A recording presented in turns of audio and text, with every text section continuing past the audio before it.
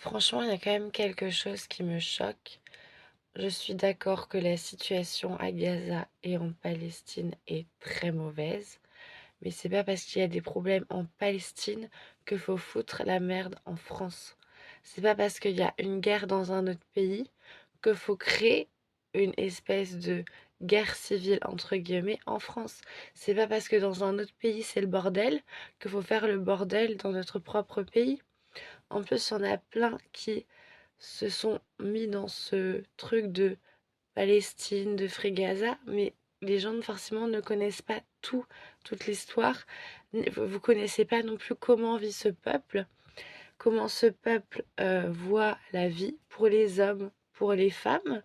Déjà, il faut savoir, vous, toutes les jeunes filles, les étudiantes, les lycéennes, qui vous êtes là avec le drapeau de la Palestine et vous dites Free Gaza, demandez-vous, vous, les filles, quelle place vous avez en Palestine?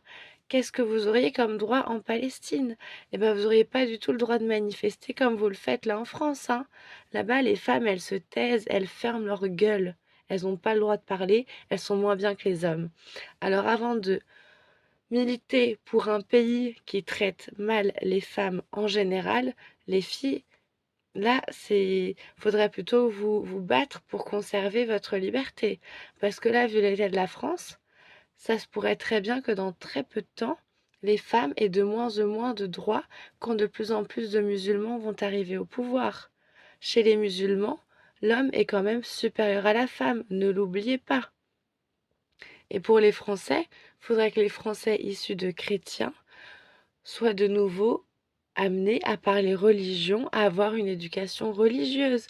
Parce que beaucoup de Français ou Françaises où les parents chrétiens n'ont pas donné cette éducation religieuse se retrouvent dans l'islam car il manque d'un apport spirituel religieux. Donc beaucoup de Français s'embrinquent dans l'islam. En plus, de personnes musulmanes ont beaucoup d'enfants, les Français beaucoup moins. Est-ce que vous voulez que la France soit musulmane demain? Demandez-vous ça. Donc avant de brandir un drapeau palestinien, posez-vous la question, est-ce que je veux vraiment que la France devienne musulmane et que les femmes n'aient plus de droits? Posez-vous cette question-là et après on verra si vous continuez de manifester.